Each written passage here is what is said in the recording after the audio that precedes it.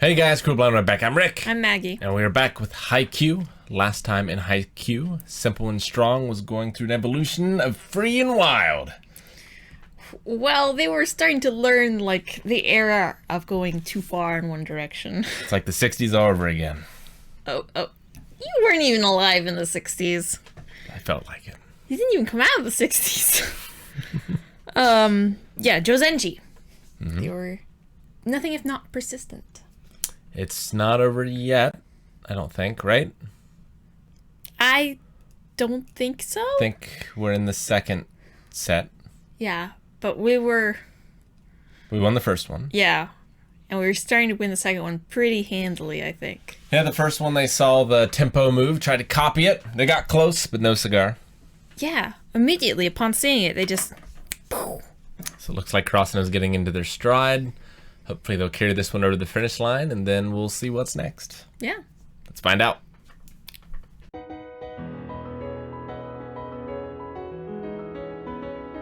Fudge! This was Daichi's shine time!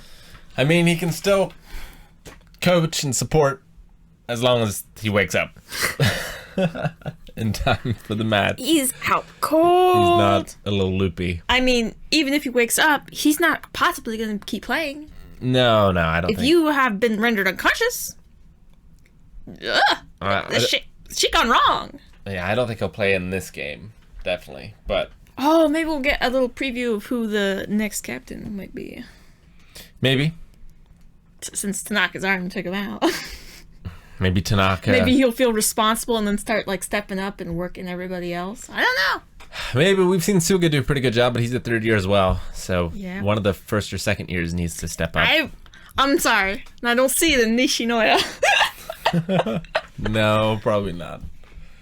I wonder if Daichi will... Inoshita? Maybe. I wonder if this show will go on long enough that Daichi will become a coach. Like, I wonder how far this all goes. I mean, like, the coach for Nekoma, there's, like, two of them. I assumed that one was, like, the teacher liaison person and then the actual coach, kind of like what we have. But, I don't know. Can they have two coaches? Maybe if the school's rich enough. I don't know. Because that's the thing, like, it just depends how much the school can afford and how much money it brings in, at least in America. Like, there's so many football coaches in the big, like, Ohio States and stuff. Yes, and yet the kids are paid nothing. But this is still high school level. So they're probably a little more limited. Is there college, like, volleyball tournaments in Japan? I don't know. I think we asked that before. I mean, there's definitely, like... I think there's professional. So there's probably college. More importantly, is there top quality brain damage, like, concussion support? Yeah, so he just ran into Tanaka. Tanaka was holding his arm. Well, he was holding, like, his shoulder. Like, his head went to his shoulder, I guess. Maybe that's what happened. They collided. Still got the point, though. Yeah. That's what matters. Yeah, but he doesn't know it. He'll wake up with his arms flailing. Dive to the floor. So I figure now the wheels are going to come off that we don't have Daichi. And that we're going to fall behind, and then someone else is going to have to step up and take over. Yeah? I figure that's like what the arc's going to be like. And this is only the first set. Yeah. The first rally. Yeah, so we could lose this one. Or we could win this one and lose the next one. We can lose this one. No! Don't want to, but you could. You could lose it. And if he wakes up and he's like just on the bench, bandage wrapped around comedically. But so Kyoko's tending to him, and Tanaka and Nishinoya just go all on the court.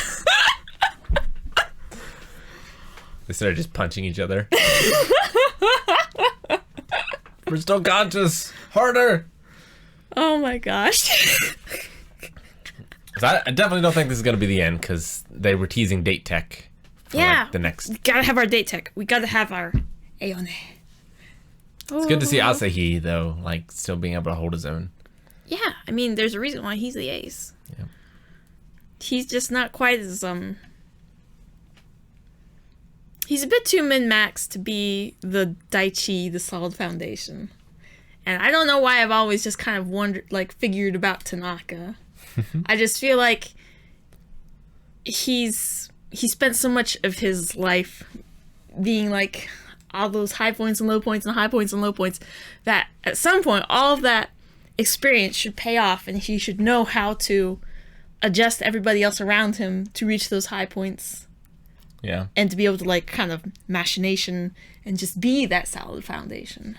I'm glad we saw Seiko there. Yeah, Psycho. Yeah, yeah.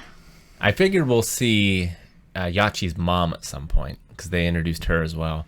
But yeah, it's weird that maybe they're just much busier in Japan, like the parents. But to not see parents and family there at big games like this, like, you know, you wouldn't see that very often in American high school sports, I feel like. Most of the time, at least one of the parents are there. I don't know. It's just strange is all. Cause I don't know. Because it definitely feels like, I mean, the whole system in America is much more of a money. Maybe. So maybe the focus is just slightly different. Yeah, well, or they're just busier. Yeah. With work, maybe. Not sure. But yeah, it was But other teams have giant cheering sections. Why can't we? Well, this is the first year we're not the wingless crows. Like, you know, no matter wrestling shows, no matter how good you are, or no matter how bad you are, as far as like the shows go, that it takes time for things to build or to fall. Yeah. But man, that Takaru kid. Yeah. Another tiny giant. Yeah. Not quite as tiny. Not quite as tiny and fair. not quite as good, but he seems more experienced.